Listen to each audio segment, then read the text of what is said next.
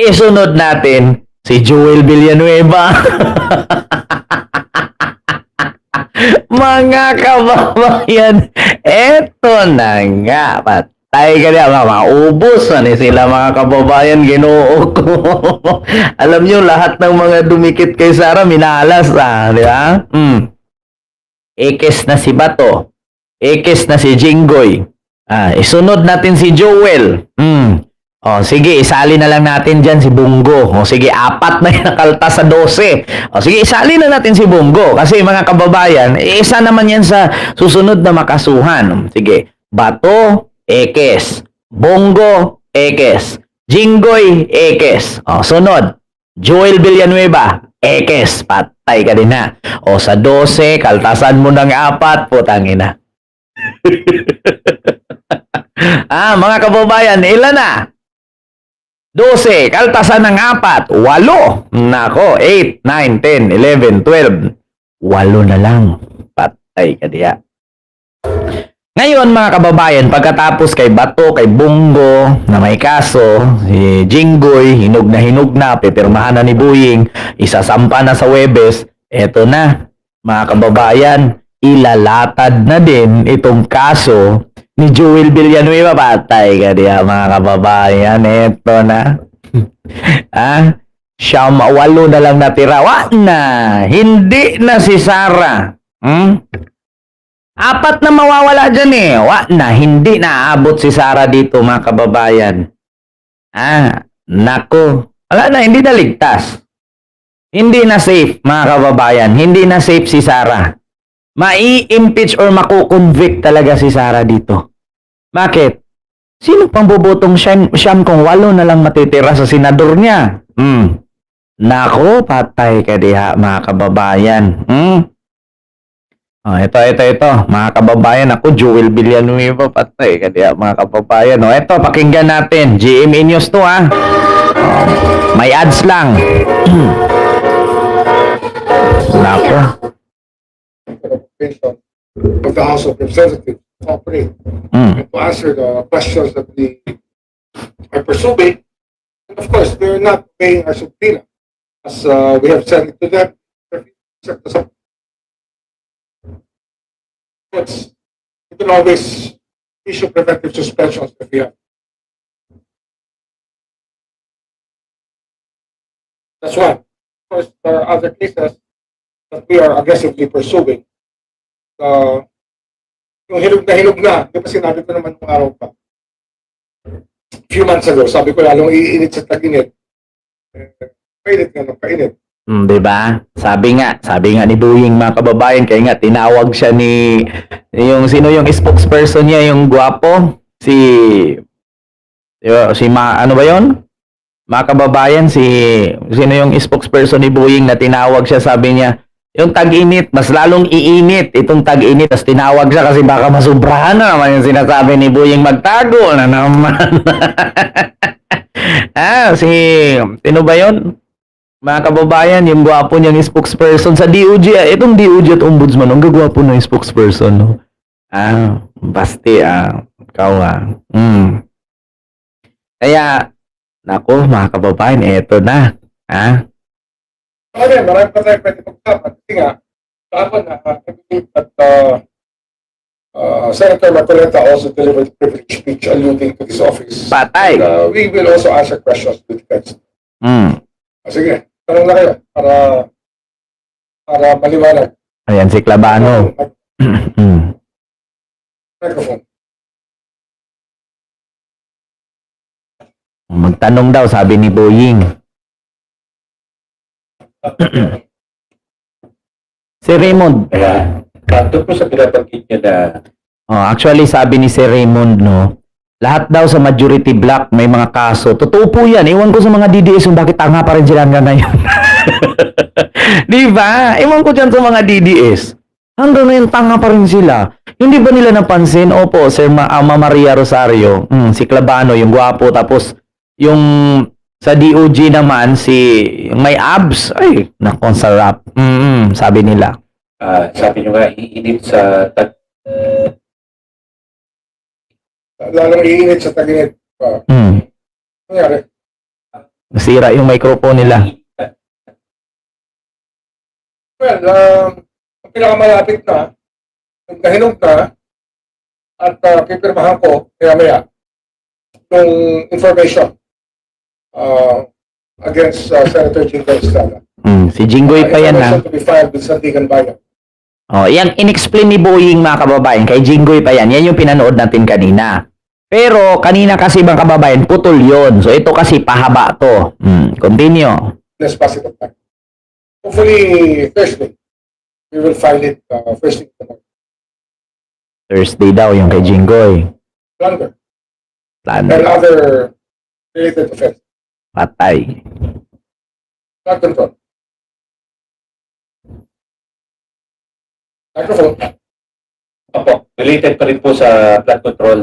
Yes, kaya nung medyo natagalan ng konti, nung binasa namin yung DOJ resolution, meron kami nakitang kailangan ng correction. No. Kaya ayaw namin mag-file ng information na hindi pulito. Pinulito lang namin, kaya inabot pa ng mahigit sa linggo pinag-aaralan at mga dapat ayusin para mas malinaw yung kasong lahat natin sa Sandigan Bayan. May co-accused po dito si Senator Jinggoy, Ombudsman. Meron, pero ang sa kanila kasi mga state witness na. Mga ano na, mga nakuha na natin na Ganito palang nangyari, mga kababayan. Kasi according ngayon sa interview nung kay Jinggoy, kung meron bang co-accused or kapwa-akusado. Sabi ni Boying, meron, pero yung iba, naging state witness na. Naku, patay si Henry Alcantara dito at si Bryce Hernandez. Naku, hindi pala kasama ni Jinggoy sa loob to. Naku, nagiging witness. Sayang, walang kayakap. bigyan ng proteksyon ng batas. Mhm. Sapagkat kailangan ng testimonya para magkatuloy-tuloy ang mga kaso.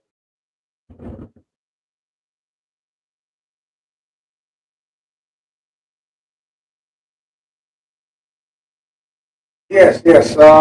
I-refine lang namin.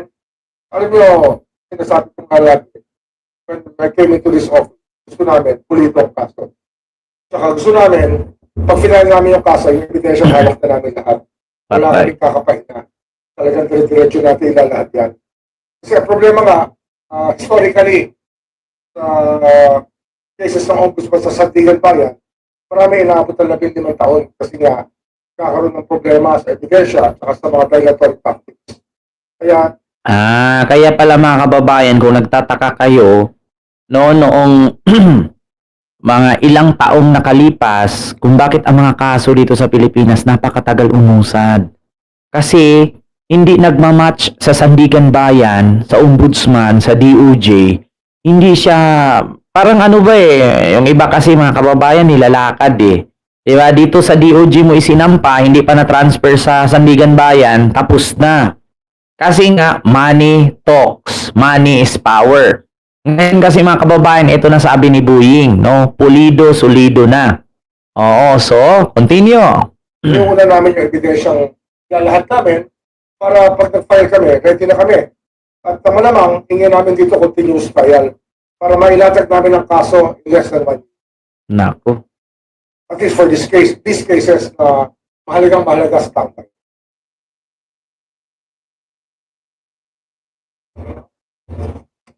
Of course, hindi naman Senator Chicoy, meron pa kaming pinatapos rin at talagang madaling panahon, maka-file na rin namin yung Ito na. Ulitin ko ha mga kababayan. Of course, hindi lang naman daw si Senator Jinggoy. Pakinggan natin si Boying ha. Pakinggan niyo, pakinggan ako. Sino kaya? Si Joel na ba ito? Of course, hindi naman Senator Chicoy, meron pa kaming pinatapos rin at talagang madaling panahon, maka-file na rin namin yung kay Senator Joel Villanueva. Patay! Yan ang isang Lord! Kaya ko kayong tignan mata sa mata. Kaya ko kayong titigan mata sa mata. Di wow! Di ba yan sabi niya? Patay ka din na. Of course, hindi lang naman daw si Jinggoy Estrada.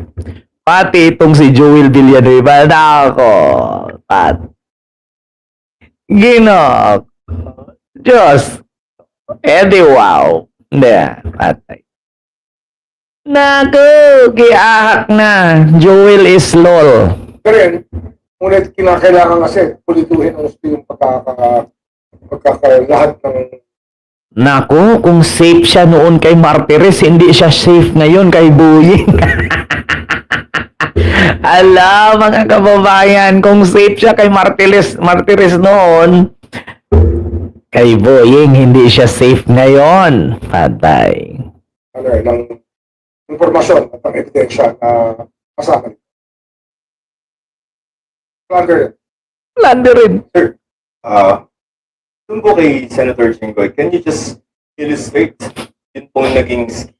Bakit po blunder? Because last time we had a press conference, medyo Malversation and plunder are both come in. Mhm. But we think that it's about time that the courts revisit the doctrine of plunder, especially the Supreme Court. To Patay. revisit the doctrine of plunder, since it was there was a ruling that was not in the law. Actually, if you look at it as an academician, if you look at the plunder law and then what was written, the Supreme Court decision before, there was some exaggerated requirements that were not there in the law that has to be revisited. Or otherwise, it's going to become a dead law, and we don't think that that was the intent of our legislature. Tingin namin, hindi naman ito sinulat para hindi magamit sa pag-aabol mga taong nagkaroon ng pagkakasala sa batas o sumala sa batas. yung pong kay Senator Villanueva, anong time frame? Mga ilang weeks po yan bago mabagsak sa puno. Baka dalawang linggo pa. Naku, mga kababayan, kay Jinggoy ngayong Huwebes na. Kay Joel Villanueva, baka 2 weeks pa. Ano ba? Mag-June. Naku, July, dadamputin na yan. Alaka, patay ka niya, mga kababayan. Si Jinggoy, mga first week of June, baka recess pa naman ang Senado, ana. Na, dili man na si Jinggoy. Si Jinggoy, hindi ang maprotektahan ng Senado, mga kababayan, tulad kay Bato, kasi recess. Tapos na session yan eh. Di ba recess nila ng June 5? Oh, patay ka diha. Tapos si Villanueva, mga 2 weeks. O sige, sabihin natin mga June 2nd week. Naku, mga kalagitnaan, 3rd week of June. Dadamputin na si Jinggoy. Na, Bato, Bongo, Joel, Jinggoy. Hala, 4 na. Sa 12 senador ni Sara, 4 na makaltas. Di 8 na lang. 8, 9, 10, 11, 12. 8 na lang. Na. Yung siyam na hindi siya makonvict, hindi na. Automatic si Sara. Kulong. Patay ka din ha. Mga kababayan. Naku, eto dagang sinasabi ko. So, ilan mga kababayan? 4, 12. Bato, Bongo, Jinggoy, Joel. Di 8 na lang. Eto pa. Naku, mga kababayan.